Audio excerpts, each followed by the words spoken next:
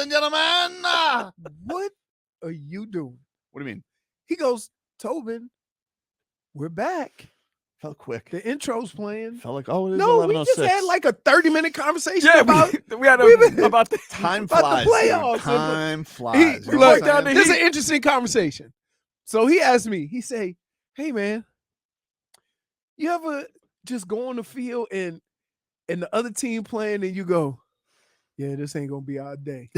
I'm like, man, look, you knew when I was in Cleveland and we played Pittsburgh, when, you knew within about the first 10 minutes of the game, right? Like, and here's the crazy thing. Like, I used to always give Bill a lot of credit for adjustments and stuff like that. And we would go into that Pittsburgh game and you hear this, fellas, we can make all the adjustments you want. You got to play better. I'm like, uh-oh. Uh-oh. Sometimes it just ain't working, right? But here's the fine line between making it work and not. You can't be so quick to change who you are in a game, right?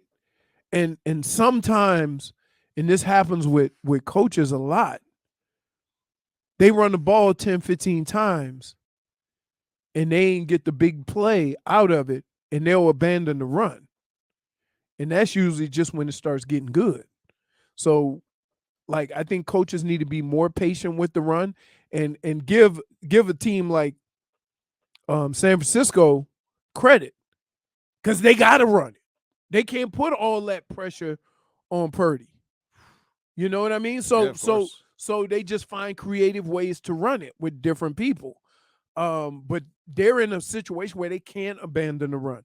You have other teams like, say, Buffalo, right? We talked about all year how Singletary and their running game was going to be the difference. And then they get in those crucial moments and they just start dropping Josh Allen back 1,000 times.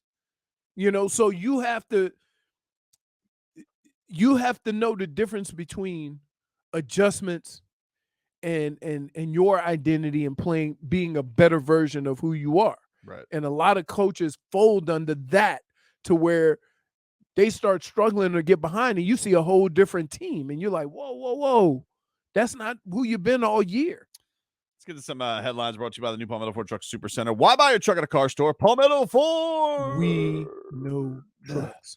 Ooh, I hope they got that good ice. What is the good ice? Huh? I fill the ice trays around here because I'm a frequent ice tray user around this place. Really? Oh, yeah. That's very nice of you, man. Thanks, man. Oh, I'm not a bastard like the rest of these people. Like, first of all, there's got to be people here for them to be bastards. Well, I always fill my ice trays. We don't hardly see nobody. This is an expensive ass building that never have no people in it. I was stunned to see people here on a Monday. I was like, yeah. Whoa, hello. Well, and then what's funny is you walk by a studio and the red light's on. Nobody's there. Nobody's there. Is that a robot? What is that? It's like an Airbnb up in here. Yeah. I'm like, what is there? A mouse DJ? Like, what's going on? I don't see nothing. Pretty wild. Anyway, so here were your finals yesterday on divisional weekend. The Eagles, they hammered. We haven't talked much about this game. They hammered the Giants 38-7. And it wasn't and it wasn't that close. And Vlad, that's one of them games where after like the first quarter and a half, you start looking around on that sideline and say, we are getting our ass kicked and there ain't nothing we can do about it. Because they beating you with the run. That is the most demeaning thing. Getting 200 and almost 300 yards run against you is equivalent to old boy getting knocked out in 5 seconds in MMA. Right? That's just basically taking your manhood. Yes. By the way, speaking of handling our boy Gilbert Burns. Ooh. Choked him out. Buzzsaw. Really? Right through him. Like a knife through butter. Really? Neil Magny had no shot. No shot. Choked him out. Called out Kobe Covington afterwards. Huh? Remember that fight? Oh, he called out Covington? Yeah. Nice. Yeah. Just do it in Brazil. That would be good. Because Covington has no chance in Brazil, man. those Brazilian fans are ruthless. Ruthless. Oh, that's some sick fans. Moreno beat Figueiredo, and it was kind of like, here's what happened. So he punches him. He does a leaping punch right into the eye. And the dude, and then like I had a follow-up, and he kind of like finger pounded, but nothing touched, right? So Figueiredo tried to pull like a vet move after taking a shot where he really got hurt and said, eye poke. And the ref was like, nah, dude, you got punched. And his eye, Leroy, it took like that. His eye was shut and cut. And the doctor would let him continue the next round. And the fans they threw so many beers and popcorns at Moreno. Moreno had to run out of there with the belt. Yeah, they're nuts. And then here's the other thing. So in the final fight, Glover, Jamal Hill killed him. I mean, really? Yeah, they should have stopped the fight in reality. Like, it should have been stopped maybe after the third round because Glover's just tough as nails, and he just kept taking head kick after head kick after head kick. It was insane. And he had his eye. John Anik was saying this on the broadcast. He goes, I've never had this much blood on my note cards because over to Share just kept taking his fingers and like palming the blood away and like shaking it off. So they should have stopped the fight, but they didn't. And Jamal Hill is the new light heavyweight champion of the world. But Glover retires after the fight.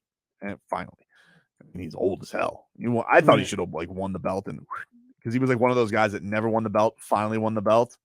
I wish he would have retired then. Before that, cool. Yeah, because you knew what was coming. But he was in. He was right. Well, he just lost the championship and lost it at the buzzer. Like he like fumbled at the goal line and got choked out. It was pretty crazy. But this fight was not competitive at all. He got destroyed. He looked old. Looked slow. And he says he does such a classy thing afterwards where Jamal Hill, he's crying. He's got the belt finally, and Glover says, I'm retiring and I'm walking out with the new champ. Don't do anything to him. And so that was a cool move by Glover. Yeah. So very classy move. I got the goosies a little bit watching that card. It was fun. Yeah. I did. Anyway, back to the football. Yeah, that Giants game was all the games were this weekend. Yeah, they were. Oh, here we go. Here we go. What? Would you rather have Patrick Mahomes or Joe Burrow? Burrow. See that Ryan Fitzpatrick hanging out at the game yesterday with the Bills fans? This dude's got to grow up, right? I'm gonna tell you like this. Have you ever seen a guy who's like? Doesn't he have like a family of 14? Have you ever seen a guy that wants to be out of the house more to get love from strangers than this guy? Joe Flacco. Tom Brady. Any good arguments. Any elder quarterback. Valid argument. Good points. Good points. Good points by you both. He's sitting there tailgating. Wait. Grow up. All he got is a bunch of kids. Tom Brady had Giselle Bundchen. That's true. He still wanted to play around. He still wanted to play around too. This dude's sitting around there. Giselle, if you tell me to quit radio, I'm done, baby. I'm done. He's sitting there, and he is absolutely like trying to get so much attention by the Bills fans. Don't you guys love me for the mediocrity? No, nobody loves you, dude. And in fact, if you're a Dolphins fan, I don't understand anybody who likes this guy. You watch what Joe Burrow is doing right now. Yeah, Fitzpatrick's fault. You would have had Joe Burrow. Not that I'm not happy with Tua. I'm just saying I don't understand the love this guy gets. It's weird. It's weird. Fitzmagic, baby. Think about this. The reason why I hate talking about who you could have had after a draft. Okay? Yep. There's 20-something other teams saying they could have had Dan Marino. So you benefited from it too. So stop. Stop. 30 years ago. I don't care. 40 years ago. Wait. All those options. You ended up with a Hall of Famer. Everybody knew it happens. Wait. What about all the people that waited and didn't take Patrick Mahomes? It was only 10 other teams. Yeah, but they traded up for him. And they traded up for him. They traded up. Mm-hmm. So, like, it happens all the time. Number one. Everybody knew number one. What about the 31 other teams that passed on Lamar Jackson? Look, it happens. It happens, but I'm telling everybody knew who number one was going to be that year.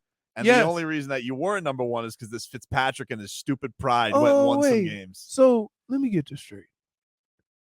Love it. You are mad at a competitor, an NFL player, for winning? Absolutely.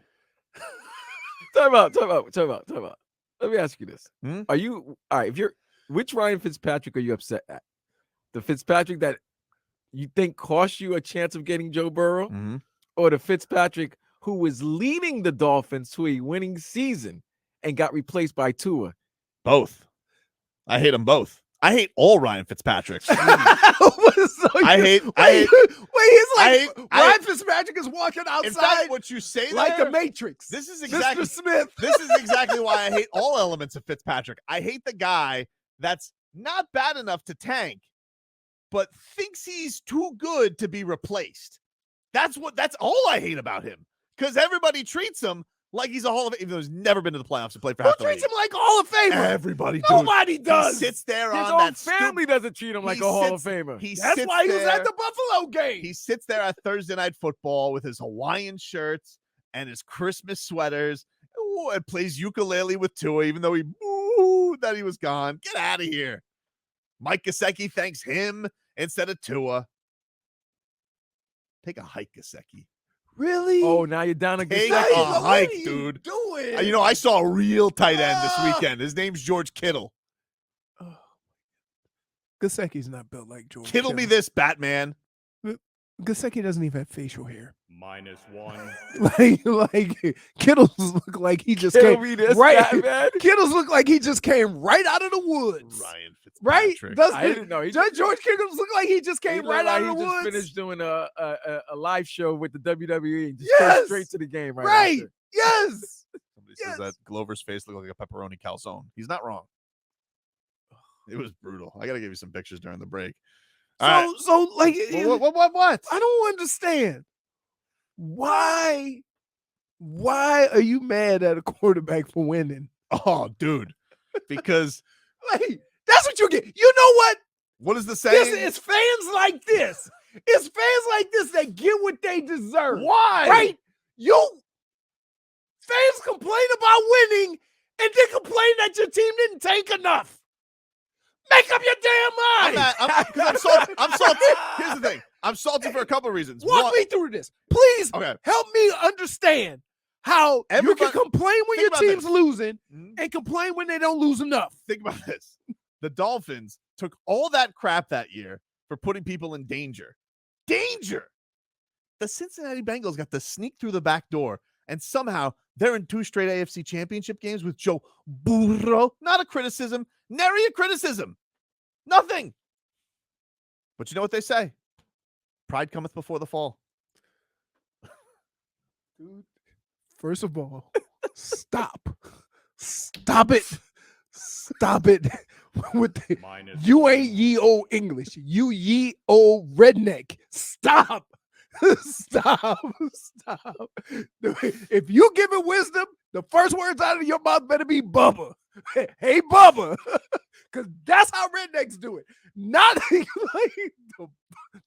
what did you say? Pride cometh before the fall. And cometh. Cometh doesn't make you smarter. Cometh. Just because you put a TH after something don't make you smart, man. What is wrong? We you speak proper English. No, dude. Doesn't mean you speaketh proper English. He went to dude. I think one time when I was younger, me and my uncle had just watched a movie or something. Yeah. And we decided that for the rest of the day, we were gonna speak in ye old English. Oh, that's the best. Grandma wasn't having it. She was so mad. Say, grandmother, why for art thou so angry? What about Mumsy? Oh, we're playing with fire there. Mama, I'm quite famished. Mums. Mums, Mumsy. I'm quite famished and parched. Can you please give me some water? Some Deer Park water. Can you just okay? You Yeah. got it out of your system for the day. What? That's it. With what? You With know what? Fitzpatrick? No, the cometh and goeth and all that. All right, dude. All right. Just trying to be proper. The only proper you know is sausages. Oh, down the street. Back after this.